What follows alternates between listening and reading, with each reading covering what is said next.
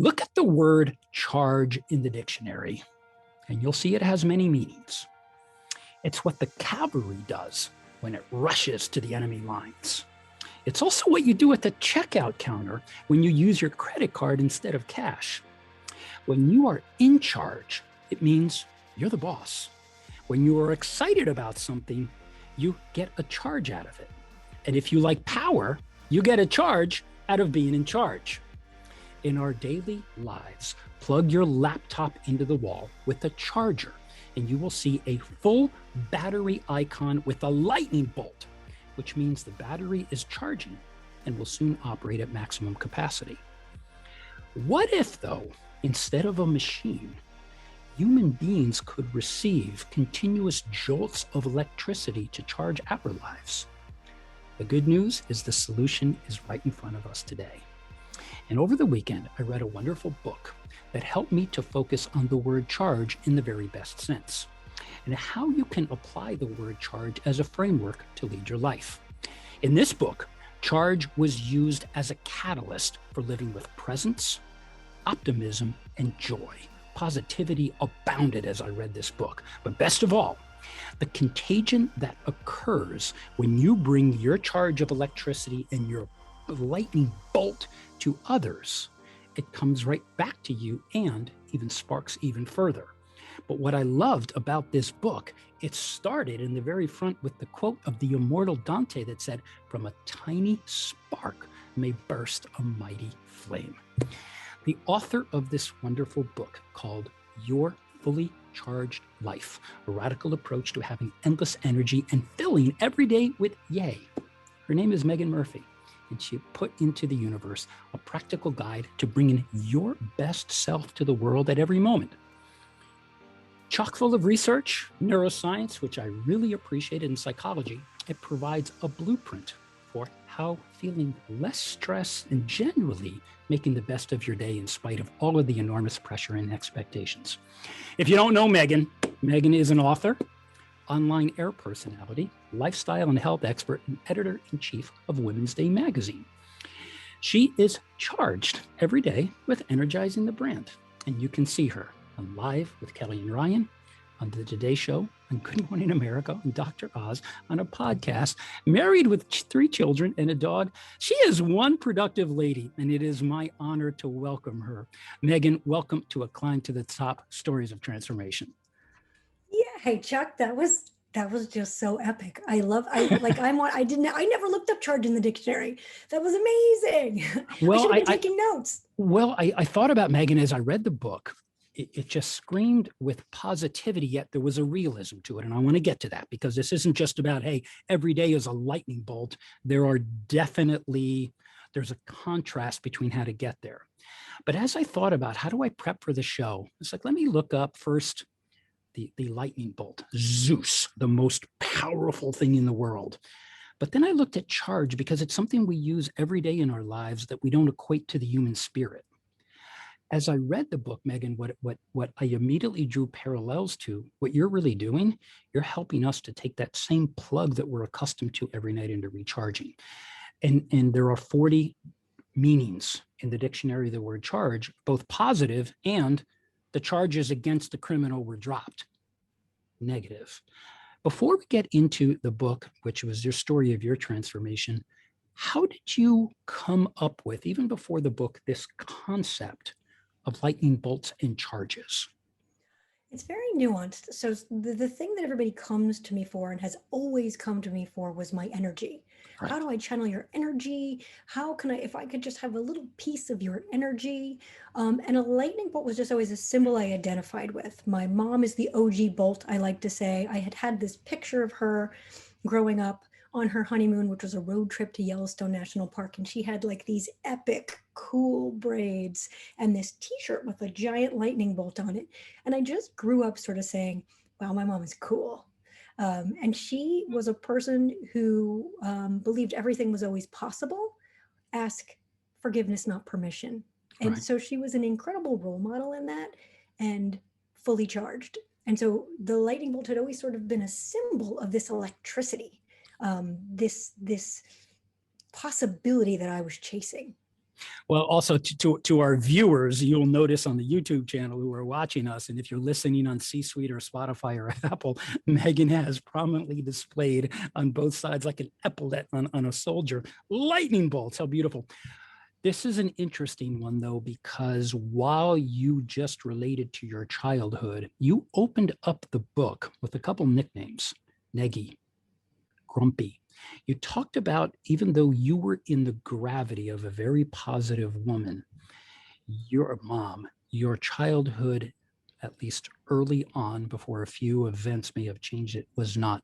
Describe to us that little girl, the Meaghan that was not fully charged.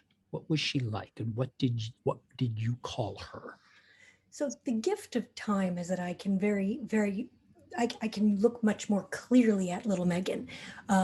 My negativity bias was incredibly strong. I was inherently negative, but I also just had these big swells of emotion. An empath. I feel big. I feel sadness, anger, happiness, everything really, really big. And as a child, I just didn't know how to process those emotions.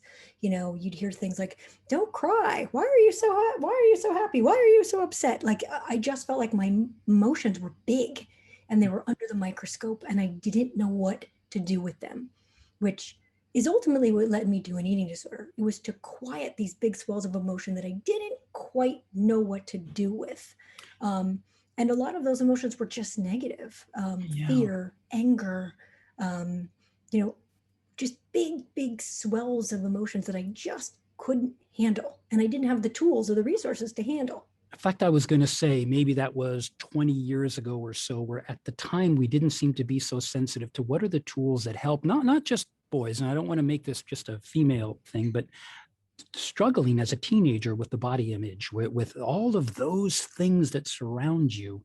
Help us through. You recounted what was a very sad story in the book for me, because I dealt with the opposite side of an eating disorder and I had a childhood obesity issue. But as I read it, I so related to it. Help us understand the nature of this story and perhaps your bottom moment that led to the change. Sure. Yeah, so I used food or a lack thereof to quiet these swells of emotions. So the same way someone might stuff their emotions, I starved my emotions. And I became a raging anorexic. And I say a raging anorexic, I'm good at things and I was good at anorexia. By the time I was 16 years old, I fainted on a soccer field and was, put in a hospital program for an eating disorder. My best friend and I at the time were partners in crime. We would, go exercise at X or Y's woman for 4 hours together, then walk home and then maybe eat a rice cake. I mean, we were really kind of fueling each other's eating disorders, partners in crime. In this, they called it tandem anorexics at that time.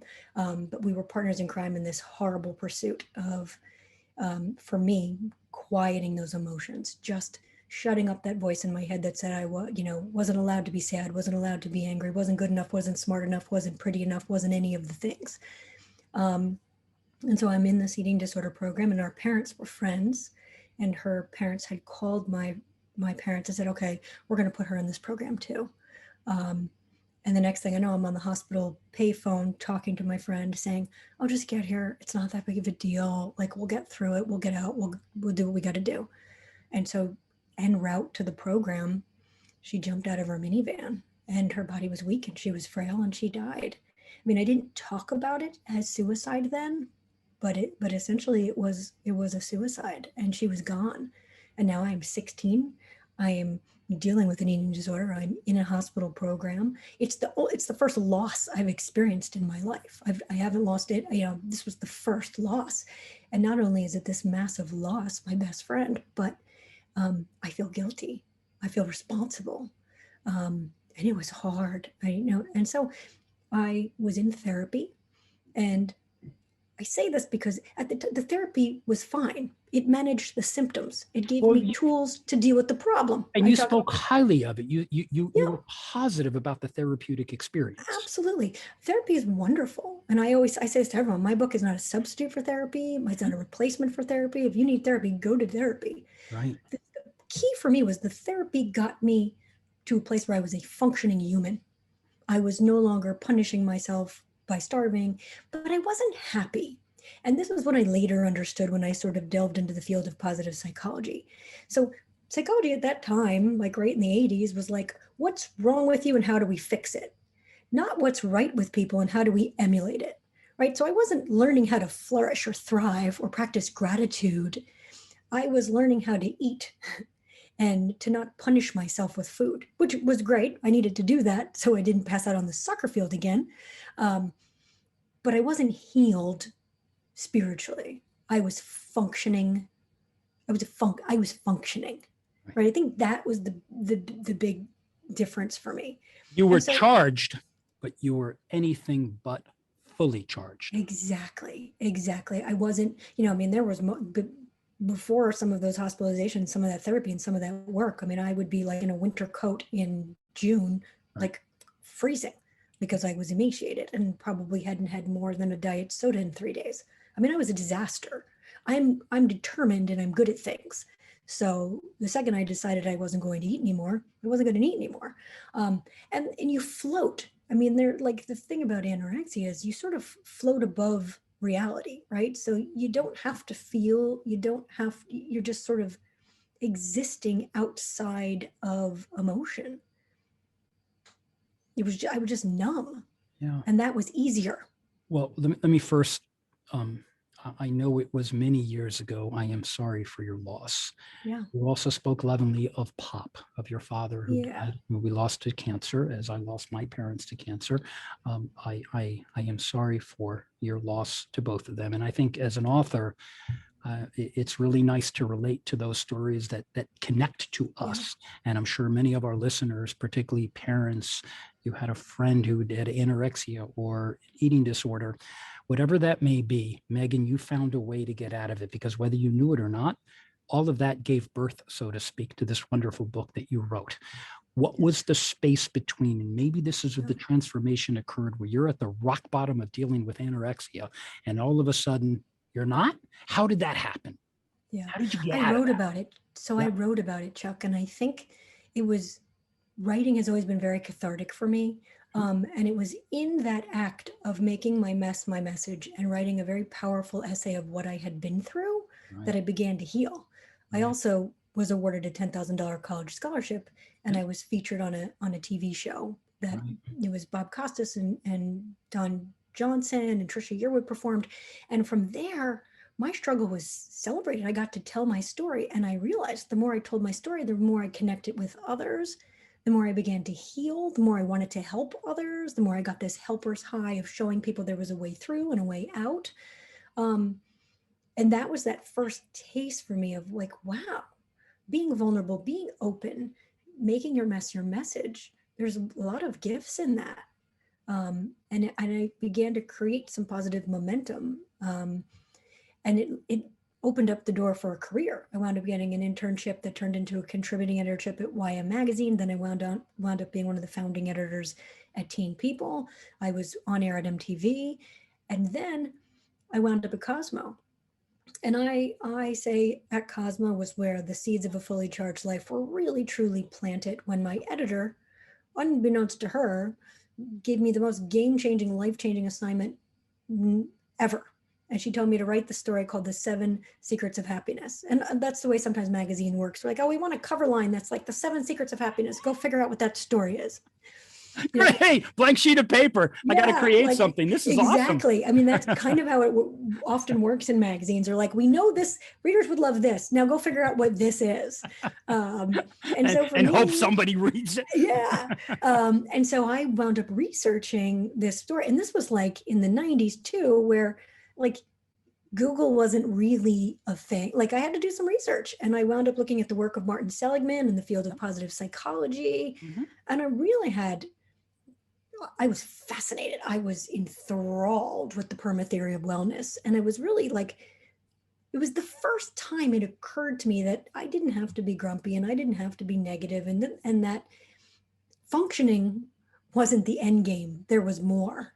And that I could actually potentially be happy. But before that, I had rolled my eyes. Like you'd be like, there was that song was "Don't Worry, Be Happy," Yeah. and it's like, okay, well, how do you do that? I'm a problem solver. Okay, great, that's a good idea, but how do I don't worry, be happy? That's good bumper sticker. That's a good song hook, but like, how do I do that?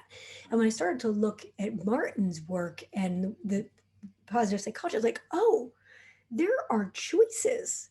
There are things you can do every day to choose happy, to prioritize positivity, to actively move the happiness needle. Like those things, I mean, until you don't know. Like I just didn't realize, like, oh, happy people do these things and these things work. Yeah, and if I may, just I really appreciated you cited the work of Barbara Fredrickson and her Yes. broaden and build theory, which I really liked it because it was positive emotions. But I want our listeners to understand the way you framed what is to me a formula for fully charged. And you use Seligman's Perma theory of P, positive engagement, relationships, meaning, and accomplish. And I think taken individually, each of them can be confounding to any human being because we don't know individually what they mean. How do you use the factors that ultimately equate to fully charged? Do you take them one at a time or do they all just blend? Well, ultimately, they all impact each other. So they do kind of blend. But the joy is if you work on one, you'll have positive ripple effects in the other, Right. right? And I think my secret sauce as a journalist and as an author is that I fun filter science. So I'm not going to tell you something like, oh, you should practice cognitive reappraisal. I'm going to say, reframe what's lame. Here's how to do it. Here's 5 ways to do it, and let's make it fun and easy, Yeah. right? Um, and so that framework helped me understand areas of focus, right? Relationships, oh my gosh, people are the answer to all of life's problems. How do I focus more on my relationships? Who knew? Accomplishment, yeah, like gold stars actually matter. That, like, we need a pat on the back. We need to pat ourselves on the back. We need to pat other people on the back. Like, engagement, yeah, you got to care about stuff, right? Like, it's important to have purpose. What? Yeah, I so appreciated that I was reading the book, but there were two personal narratives that really struck me, and one of them is the New Yorker in me who's commuted to the city for years.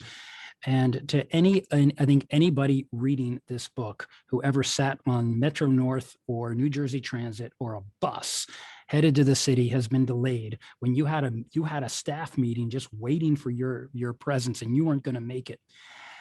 It seemed to me, and I want to recount this story, as I was reading your description of what happened to you when you were stuck on a bus and everyone else was freaking out. And I think this is thematic to the book. Yeah. At any given moment, you have a choice, whatever that may be. Can you put us in that seat? Help us to understand the choice you made, because I think everyone proverbially has been sitting in this bus, and you can Exactly. either get completely pissed off and swear out the driver or not. What's the scene? Paint it for us. And people love this anecdote, and it's so simple. It's just a Powerful. basic human example. So pre-pandemic, I had, an hour and 45-minute commute door to door on New Jersey Transit on a stuffy bus with lots and lots of people sandwiched next to someone, clearly not 6 feet apart, like stranger danger, like up in my grill, like sandwiched on this bus, commuting on New Jersey Turnpike into Manhattan. And it was a necessary evil to get to work. One day, the bus just dies. It just dies. It was like, pop, pop, pop, pop, and we're like, okay, we are You're not going anywhere. No, and we're like, and it's not like a nice pull off. Like, we're like against the like metal median, right? And like there's no shoulder, and the bus is just dead. And this is the New Jersey Transit never actually tells you what's happening, right? Like, we have no idea why the bus has stopped, have we run out of gas? Is the bus driver having a seizure? Like, what is going on? We're just stopped. And then the air condition kicks off, and now you're sweating and you're stopped. And people, people It's start awful. they start pacing, they start barking into their phones, like their meeting is the most important, their job is the most important. I'm pretty sure no one on this bus is curing cancer in this moment, but everybody's barking into their phone, angry, miserable, waving fists, like just this cesspool of negativity, right? And so in that moment, you can join in, right? You can join in the bitch fest, and well, I have this meeting, and I'm gonna miss that, and like it's easy, right? It's easy to get dragged into that cesspool. But I pause, I practice the pause, and I absolutely check myself before I wreck myself. And in that moment, what I say to myself is, well, looks like we're going to have to scale that guardrail to get onto this other bus that is now pulled ahead of us 20, 30 minutes later. Okay, glad I didn't wear heels. Glad I have comfy shoes on. Lucky me, not wearing a mini skirt. Okay, cool. Like I'm gonna be able to scale that thing. And guess what? You know what? I am in the middle of a really great podcast, and I'm gonna finish it. And I wouldn't have gotten to finish it otherwise. I'm gonna finish my podcast. And you know what? Like I have my phone. I'm going to email everybody, tell them I'm going to running late, and I'll start the meeting when I get there. Right. Like I just make those small choices so that I don't get sucked into the negativity. And you know what? I'm better for it. I'm happier for it, because what does all that barking on your phone do? What does that like hardship Olympics do? Nothing, nothing. Well, Meaghan, this was the metaphor, and what in my head, because you had gifted us with so much neuroscience, the Carl Jung quote, "I am not what happens to me. I am who I choose to become." As I was reading your book, that's what was coming through to me. And I think the metaphor for the book, for the listeners and our viewers, thank you for tuning in. If you think about every single day, you have a choice. Every single moment you have a choice. But if you don't have the tools to help you to decide on the positive choice, we have the tools for you. And I won't give them away in the book because I'm such a fan of it. Thank you for bringing it. But I do want to account to one other story. This was just, I've never seen anything quite like this. Imagine you're in your town. Now, you could be Westfield, New Jersey, you could be somewhere, anywhere in America. And you're driving around, and what you see, or you're walking around and you see a rock, and it's painted.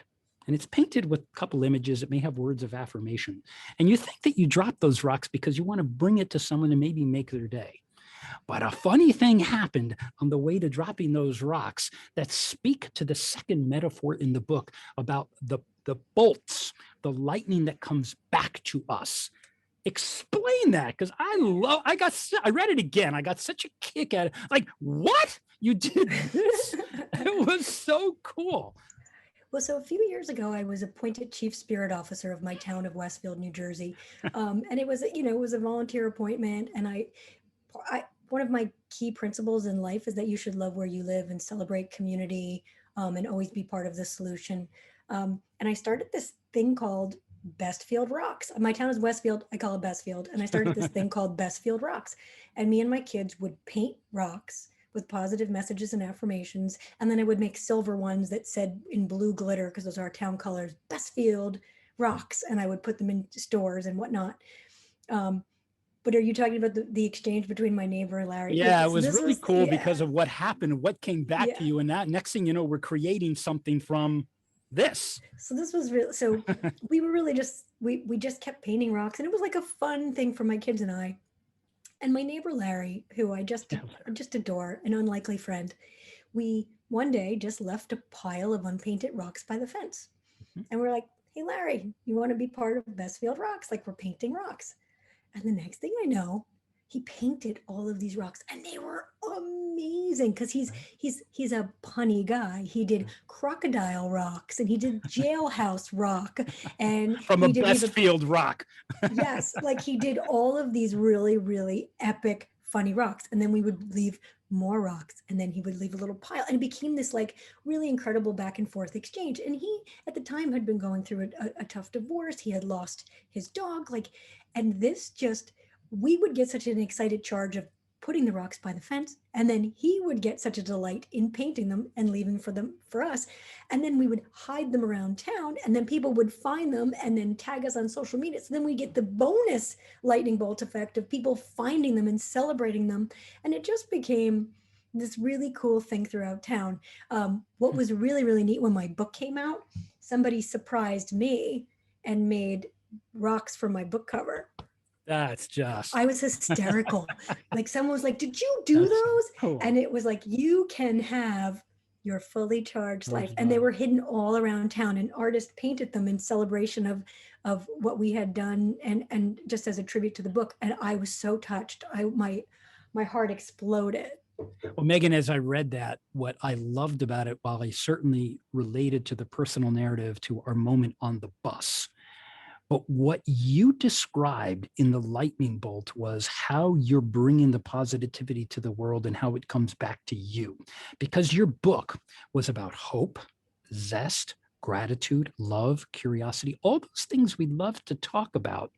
But you're displaying them not just in your words, but in your actions on a rock. And what came is, thank you for doing that. It was a wonderful narration, and I think speaks volumes about the framework of the book that you were communicating. So let's get to some of the specifics and what we're going to leave our listeners with. You talked about some key concepts: owning your apology, high-fiving the haters, all of that lovely stuff, because we're leaning into the things that maybe aren't the best of what happens to us, but how we choose to react to those situations that were less than positive. Love that. But also, and then the toxicity of the friendships. Let's get to that one, because I think there's a lot of the energy vampires that you described. Talk about the nature of many people who don't know or recognize what a toxic friendship is, because I think it's the thing that pulls away our charge, and maybe we don't know it at the time. I think that's really key, is just to recognize how people make you feel Mhm. and do an energy audit, Right. because energy is contagious. Good energy is contagious and bad energy is contagious. And I sometimes give people this example. If you were walking on the treadmill in the gym and the person next to you is like yapping on a phone and like half-ass in the workout, how does that impact you? Do you suddenly feel turbocharged to do your best, or are you sort of annoyed and slogging away too? Whereas if that person is crushing life and maybe fist pumping the air and like pop into the music, how does that impact you?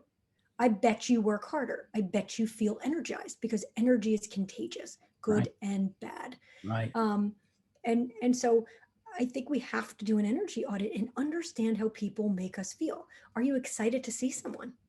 How do you feel when you're in their presence? Do you feel like the best version of you, or are you sucked into negativity? I know that if I'm in a group of women and I'm suddenly gossiping because everybody's gossiping, whoa, whoa, whoa, whoa, whoa, whoa, I need to keep my distance. Otherwise, you're feeding the machine. And for anybody, it's easy to get sucked into that. So just understanding, okay, wait a second, am I the best version of me in this scenario? Am I behaving in a way I'm proud of? And when you leave, are you looking forward to seeing them again, or are you like, good riddance? Like, just simply being aware of how other people make you feel and understanding that you don't need to invite those energy vampires into your life. Like, granted, if it's a family member, there are certain relationships that you have to navigate, but there are many relationships that you don't. And I think the beauty of the pandemic was this pause where, who do you miss? Who did you miss seeing? Like, who are you excited to now reconnect with? Like, that's a good litmus test for who are your people, because your people should feel like sunshine. No, and I appreciate that. I really like that. I want to bring one more concept about the book, because I think it's the elephant in the room. And I think we learned a lot about this from our COVID world. I know when I speak to so many people, come onto my show, your show, people talk about work-life balance. And you said, no, we don't have that quite right. Yeah, maybe you can call it that, but you decided to reframe it into work-life harmony. And I think it was a good way of looking at it differently and accepting the world that we're in. Explain how you came to that concept. Well, I think everybody talks about balance being baloney, right? I mean, we know no two things are ever equal. Right. Like, that's pretty clear. But what does it mean to create harmony, to understand like, yeah, you kind of want your life to function like an orchestra.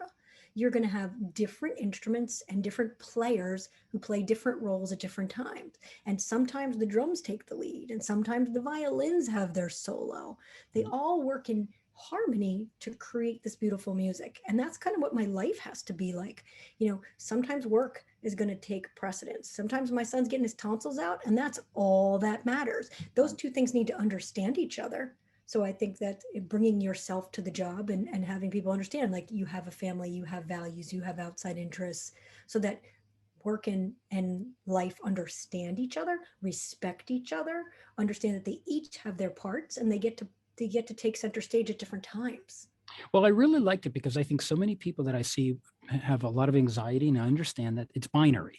You're either this or you're that, but they can't coexist. And it was wonderfully written. Thank you. I want to finish up with a couple of things. One of the cool things you did in the book, and perhaps it's a blessing of your last name, the double entendre or whatever that may be. And we all grow up knowing Murphy's Law, that anything that can go wrong anything that can go wrong does go wrong.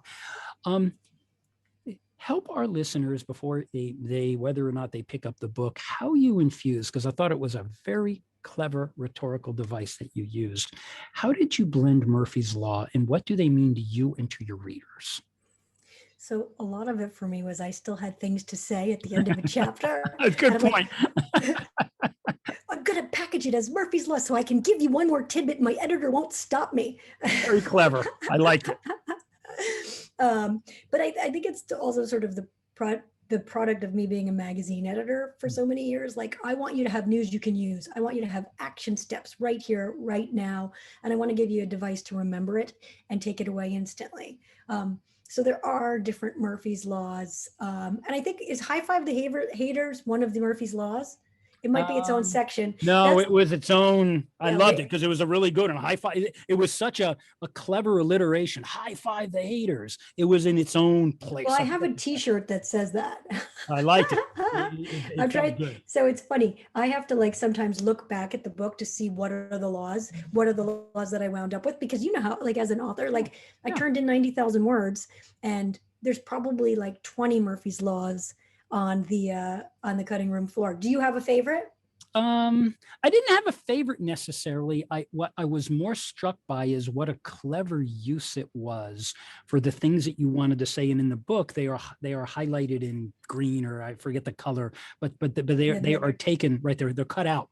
And as I read those Murphy's Laws, I said it was very good. In many ways, they were an extension of the theme you're already talking about. But I was so caught up trying to understand each of the themes. Every time I got to the laws, it was just a very, very accessible way of closing your chapters. Last thing. Okay. Wonderful quote. I loved, man, Maya Angelou. You had so many great quotes along the way. I'm a quote machine. I think that the power of words and just surrounding yourself with words that have meaning to you is just so helpful. Well, it's the editor in you, the both of us as authors, the words have power, and they have power to inspire. And that's what your book does. But I had to reread this quote. As I read it, I just started cracking up, and I said, oh my God, this was clever. A single lightning bolt contains enough energy to cook 100,000 pieces of toast. That was like, boom. If you didn't get the book, if you didn't get it, you got it. So Chuck, that was on a Snapple cap.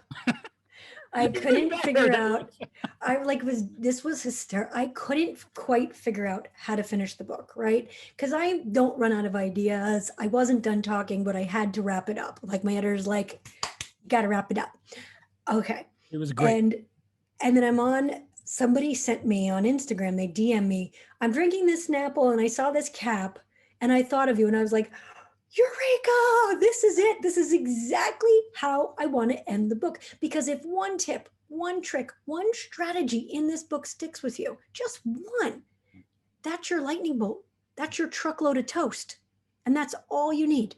That's what I got out of the book, which is why when I finished the book and I started prepping, I looked up lightning bolt, charge. It all came back to it. It was a wonderful way to close. But to our listeners, thinking about the power of leverage from a bolt.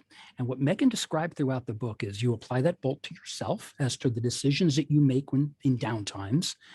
but you apply the bolt when you drop a rock and to see what comes back to you. That's the power of the bolt. That's the 10x. That's the force multiplier that this book brings into the world.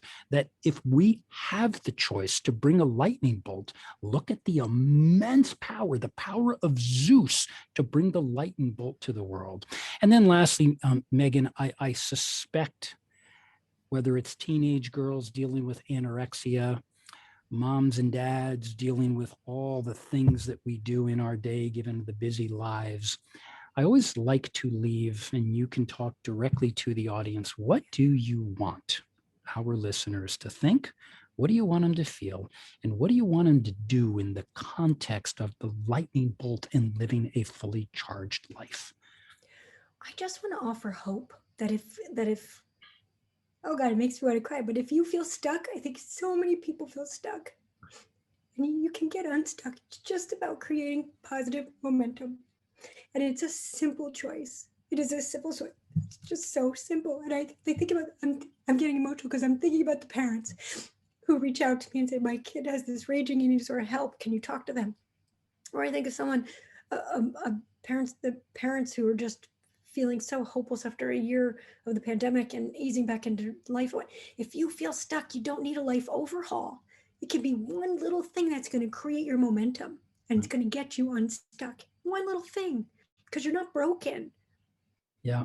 One thing. And I appreciate that. And what I found is I thought about the people who have come to me with their pain, their anxiety. Sometimes they don't even know. All I have to do is try to find one thing. Yeah. They're trying to do too much. And what I liked about this is your book. You can choose. There's an endless array of tools. Focus on one. Don't focus on 10. One is accepting and high-fiving the haters.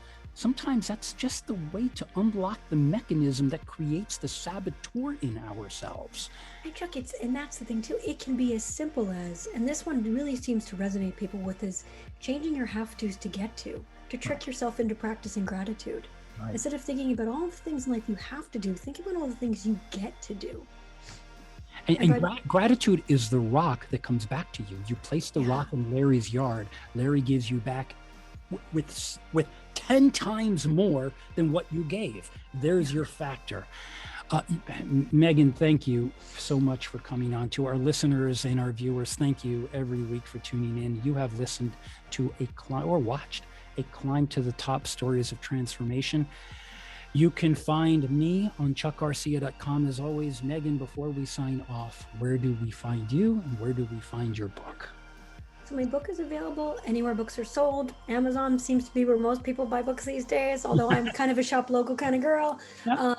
And I'm pretty busy on Instagram at Meaghan B. Murphy, Meaghan B. Murphy. And I do an Instagram called The Yay List, which is just a celebration of life. Yeah. Well, Meaghan, thank you so much for sharing your story. It was heartfelt. I related to all of it, and I really appreciated what you put in the universe. I wish you the very best. Let's keep these communication lines open, but I am grateful for your contribution on the Climb to the Top. Yay. Thank you for having me. You're quite welcome. It's a pleasure.